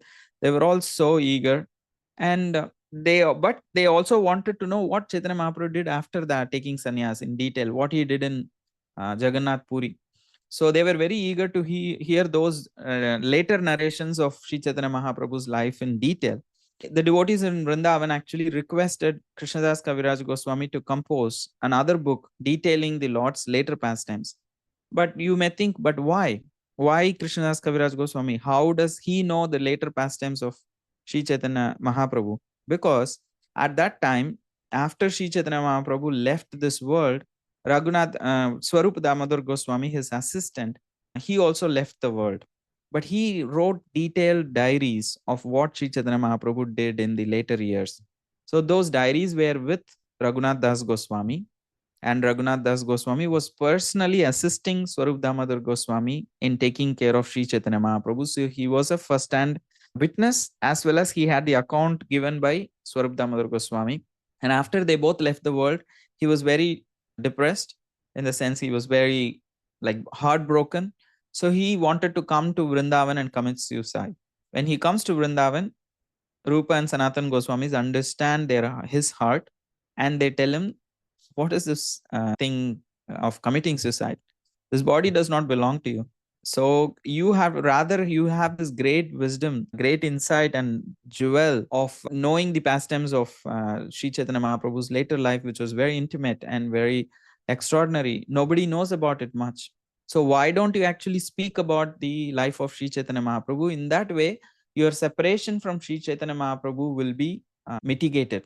You are feeling intense separation, but if you speak about Lord Chaitanya, you will be able to mitigate this separation. And in that way, you don't need to commit suicide. Rather, you will be able to serve all the devotees, and you will please Sri Chaitanya Mahaprabhu very much. So every day on the bank of Radha Kund, Raghunath Goswami was speaking about the life of Sri Chaitanya Mahaprabhu, especially his life in Jagannath Puri. And Krishnadas Kaviraj Goswami was also living on the banks of Kund, and every day, very sincerely, he was attending the lectures by Raghunath Das Goswami, and he was taking notes. So Raghunath Das Goswami spent 16 years with Sri Chaitanya Mahaprabhu in Jagannath Puri, and had a very close friendship with Swarup Damodar, and who was the personal secretary of the Lord. So he had comprehended a lot of the pastimes of and the life of Sri Chaitanya Mahaprabhu. So then, because of his association with Raghunath Das Goswami, Krishnadas Kaviraj Goswami had such an amazing insights into the life of Sri Chaitanya Mahaprabhu. He was already very well known in Vrindavan as a kaviraj. Kaviraj means a great poet. Jiva Goswami personally gave him the title of kaviraj after reading his work called as Govinda Lilamrita. When Jiva Goswami read his work Govinda Lilamrita, he was so impressed that this is such an amazing book, and he offered this title of kaviraj, a great poet, a king of poets, kaviraj. And that's why all the devotees wanted him to write this book, because they know the level of skills that Kaviraj Goswami has, and the deep devotion he has towards Sri Chaitanya Mahaprabhu, and the blessings he has received from Nityananda Prabhu, and the association he had with Raghunath Das Goswami. These are the various factors that qualifies Kaviraj Goswami, Krishnadas Kaviraj Goswami, as the chosen one to write Sri Chaitanya Charitamrita. Because of his association with Raghunath Das Goswami, the mercy that he received from Nityananda Prabhu, his deep devotion, and also the poetic ability that he had, the scholarly ability that he had. So mercy combined with skills made him the chosen one to write Sri Chaitanya Charitamrita. So he explains all of this history in this particular chapter. So he explained how he relocated to Vrindavan in the 5th chapter. After relocating to Vrindavan, what happened? So all the Vaishnavas requested him to write. So he actually goes and begs for the blessings of Madan Mohan Tempji. So Madan Mohanji offers his blessings in the form of a garland, and Krishnadas Kaviraj Goswami accepts that as a sign. And all the Vaishnavas are cheering and recognizing that Krishnadas had been given this divine go-ahead sign. So accepting himself as a puppet in Krishna's hands, he commenced this huge mammoth task of compiling Chaitanya Charitamrita. So although suffering from a very old age, ailing health, and severe invalidity, Krishnadas Kaviraj Goswami faithfully continues to compose this poetic masterpiece, chronicling the pastimes of Sri Chaitanya Mahaprabhu, especially focusing on the later pastimes.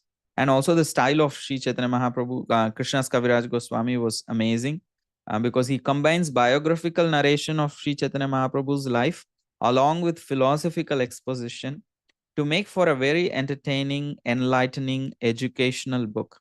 So his writing makes very deep philosophical, complex philosophical precepts of Gaudiya Vaishnavism very relatable and intelligible and readable for readers from all walks of life. So that is the speciality of his style. And also he uses a range of Sanskrit and Bengali texts written by other devotees and acharyas and Vedic text, and all these supportive evidence he offers, which makes a sound scholarly work. And in that way, he establishes Sri Chaitanya Mahaprabhu's life in a very authoritative way. And that's why this book is considered one of the primary works or biographical works of Sri Chaitanya. So this is about chapter 8. Chapter 9 to 12 is about the Prema Amara Kalpataru, the eternal desire tree of eternal love. Why this 4, 5 chapters like 9, 10, 11, 12? 4 chapters are dedicated. It's just a list of names, but why it is dedicated is we all are sitting and speaking about Sri Chaitanya Mahaprabhu today only because of the contribution of these devotees. If these devotees were not there, you and me will not be able to know Sri Chaitanya Mahaprabhu. We will not be able to receive this benefit of practicing Harinam Sankirtan. That is why, as a offering of gratitude, that Sri Chaitanya Srila Kaviraj Goswami writes these chapters, listing all those amazing devotees who acted as the recipients of mercy and propagators of mercy. So even though sometimes it looks like, oh, it's just a list of names, it's literally just reading them, and reading those names and remembering and thanking them can be very devotionally uplifting. So naturally, that is why he takes the effort to write 4 chapters, because he explains the Chaitanya tree just in the verses 1 to 25. Later, it's all about the devotees. So because we are all pleasure-seeking beings, Anandamaya Abhya. So every desire, every plan, and every action is performed within this, with this attitude of trying to receive happiness in mind. And Sri Chaitanya Mahaprabhu came to show that this universal quest for happiness can be found, can be very easily achieved, because it's part of our eternal spiritual nature. So he establishes Bhakti Yoga as a means to achieve that ocean of happiness. So over time, a desired tree of devotion came through his desire to help the world. So there was a whole desired tree of devotion, Bhakti Kalpataru, Prema Amara Kalpataru, took root to proliferate this understanding far and wide. And this figurative tree consists of those devotees who were transformed and empowered by Sri Chaitanya Mahaprabhu's spiritual potency, and who subsequently became messengers of this divine love. Without their contribution, we would not have this great benefit of practicing Gaudiya Vaishnavism, following in the footsteps of Sri Chaitanya Mahaprabhu. So after traveling to Gaya, he receives initiation from Ishwarapuri, and then Sri Chaitanya Mahaprabhu becomes infused with divine love. So through his public chanting and personal instructions, so he plants the seed for this Kalpataru, this desired tree, in Navadvip. So it was planted in Navadvip, but it later spreads to Jagannath Puri. Then it spreads to Vrindavan. So in this way, Sri Chaitanya Mahaprabhu is described as the creator, maintainer, and nourisher of this entire desired tree. So the two main branches of this tree are Advaita Acharya and Nityananda Prabhu, who will be explained in chapter 10 and 11. And the other various lineages that comes through will all be explained. Because why he wants this, why he actually emphasizes this desired tree, because all these devotees were not just practicing, but they also were distributing. And Sri Chaitanya Mahaprabhu wanted this to be distributed everywhere. So he wanted everyone to accept Krishna conscious movement and distribute it everywhere. So this compassionate desire to uplift the world is the hallmark of Gaudiya Vaishnavism. So that's why this whole fruit distribution, he creates this analogy and he wanted to bring it to everybody. And that's what we see in these chapters. In chapter 10, he speaks about the trunk and the branches and sub branches of the Chaitanya tree. How Krishnadas Kaviraj Goswami explains that is, he explains the devotees of Lord Chaitanya in Orissa and Bengal. He just glorifies them, takes their names, and he discusses the names of the devotees in Jagannath Puri. And then he speaks about the devotees in Varanasi and in Vrindavan and all these places. So this way he actually establishes the trunk and the branches and the sub branches of Lord Chaitanya. And then he speaks about the disciplic lineage coming from Nityananda Prabhu. That's also a very elaborate parampara. So you will see so many names. All the authors of Chaitanya Lila is all his disciples. Vrindavan Das Thakur, Krishnadas, Kaviraj Goswami, all of them. And in chapter 12, then he speaks about the branches coming from Advaita Acharya and Gadadhar Pandit. So the disciplic lineage coming from Advaita Acharya is explained in 78 verses. And then the remaining verses are explaining the disciplic lineage coming from Gadadhar Pandit. Gadadhar Pandit also initiated many people, and there was a whole Gadadhar Parivar, and there is Advaita Acharya Parivar and all of these things. So all of these devotees' names and so that we know what is the bona fide way in which bhakti has been propagated from all these years and how we are receiving it. So all this becomes very clear through these chapters. Though they may look like a list of names, just reading these names and meditating on these devotees, our hearts can be completely purified. So that's what Krishnadas Kaviraj Goswami says. Just reciting and reading these the lists of followers of Lord Chaitanya's Mahaprabhu, Nityananda Prabhu, Advaita Acharya, Gadadhar Pandit, the devotees, our hearts can become purified. So this kind of completes the first 12 chapters of the Adi Lila. So the remaining chapters of the Adi Lila and Madhya Lila, we will try to discuss tomorrow. I don't know how much we can discuss Madhya Lila, but at least we might begin Madhya Lila. And then the following week, we will dwell a lot in Madhya Lila and then touch upon Antya Lila and cover it all as much as possible. So I hope the idea sounded romantic, but the experience was also practical and useful and interesting. I know it could be a little overwhelming as I'm doing it. I can realize it's very short time, but hope it gives some kind of inspiration to start reading the translations of Chaitanya Charitamrita and have a perspective of what's happening in a particular chapter. I'll post the notes and the recording very soon. So thank you. Extremely grateful for this time, which was very long, 2 hours plus. Thank you again. See you tomorrow between 2 and 4 and the following week. Hare Krishna. Thank you. Any questions or any thoughts for a few minutes? Yeah, Prabhu. Hare Krishna. Oh, did you keep your hand raised? I thought it was like you raised it and then it just... No, I too was surprised to see my hand raised, but I do have a question. When you were talking about the fact that Lord Chaitanya was able to change the hearts, these hardcore like Mayavadis, even though he looked so sentimental with his singing and dancing. This was before he started offering philosophical explanations that they were so impressed, even though he looked so sentimental. So what was it that even before he started his philosophical explanations that made them change their hearts despite looking so sentimental and so unphilosophical? Yeah, that's a very nice question. That Krishnadas Kaviraj Goswami does touch upon that. So these sannyasis were like very fair, like kind of very strict in their things, and they all practiced so many rules and regulations and all of that.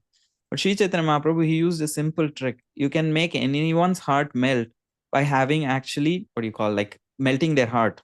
just by being humble. Like it can touch anyone's heart, especially because these sannyasis were very much heady and they thought they are very like great. So when they experienced the humility of Sri Chaitanya Mahaprabhu, it was like a breath of fresh air for them. They never see that in Varanasi. So because they all have this idea that we are God.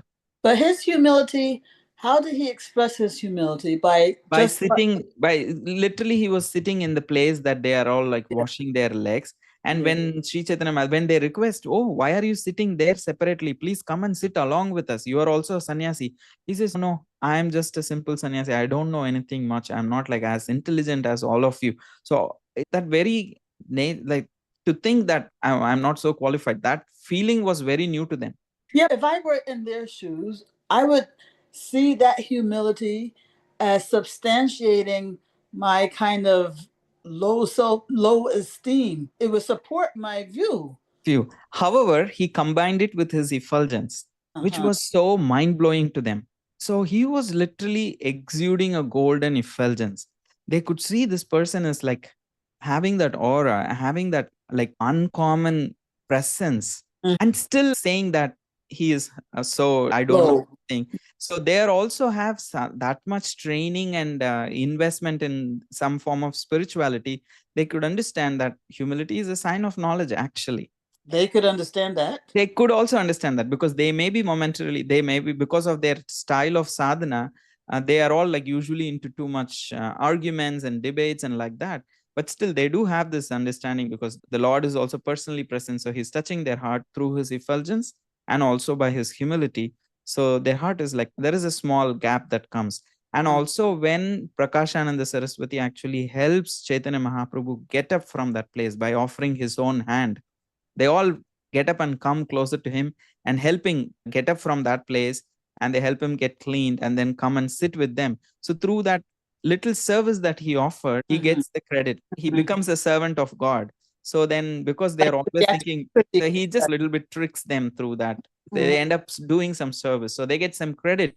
So then the knowledge can actually enter their hearts. Otherwise, they were always thinking, I am God, because they were all thinking, Brahma asked me, I'm also God. So they never thought they didn't have that kind of. So he created that Sukriti by offering them an opportunity to serve. Thank you. Thank you. I'm sorry, I have a quick question. Yes. So you have all of these descendants, that if I understood, the trees. What happened to, are their descendants still on the planet? Obviously not. Actually, if you see, Gadadhar Pandit was not married. He was a brahmachari. However, what do we mean by disciplic succession is not like a family kind of a lineage, but how like we have gurus and they have disciples and they have disciples. So there are. So it was a disciplic succession, not a family. It's still existing. But when it comes to Advaita Acharya, he did have biological sons who became his disciples. And from there also some family came. But the confusion also came because people, just because they are born in that family, sometimes assume they are part of the parampara. Unless they are spiritually aligned and have the same mood, it does not have the same effect. So that confusion came in some of these families because they also were biological family. At the same time, they were also disciples. Later, sometimes you see, you take any taxi in Bombay, they will say, hey, I'm also Yadav, I'm also born in the family of Krishna, I'm also a descendant of, like people may tend to say all these things. So sometimes they may not embody the mood. So there is also clear sampradaya of embodying the mood also in the same lines. So there is Nityananda Parivar, there is Advaita Parivar, there is Gadadhar Parivar, and all of those parivars are existing today. But how much they are like, we need to be very discerning who's really there, who's not there, like that. It has got a little murky in certain places. Oh, thank you. Krishna Sundarana Prabhu. Thank you, Indra. Related to Indra's question, which branch would you say in that whole tree, devotional tree, Chaitanya tree, would you say this current Brahma Madhva Gaudiya Sampradaya as we know today? There's a whole tree that Prabhupada offers, like a little bit confused. Just a minute. So if you see that whole thing, we are actually coming from the Goswamis, to be very clear, not from Advaita or Gadadhar or that Parivar. It's pretty much, ours is also a little bit of a Siksha line after a while, but we do have a direct connection with the Goswamis and the other Parivars also. But from Jagannath Ji, it's Bhaktivinoda. So there is mostly the Goswami connection is more stronger for us. And Prabhupada does take that in that whole chapter, he takes time to explain that. Maybe in the next week before we start, I can speak about that, where exactly Prabhupada places ISKCON in the desire tree. Thank you all, everyone. Again, thank you very much for this opportunity for me also to focus on Sri Chaitanya. And see you all soon. Hare Krishna. Take care. Thank you. Thank you so much, everyone. Prabhu. Thank you, Mother. Thank you. Thank you, Mother Gail. See you all soon.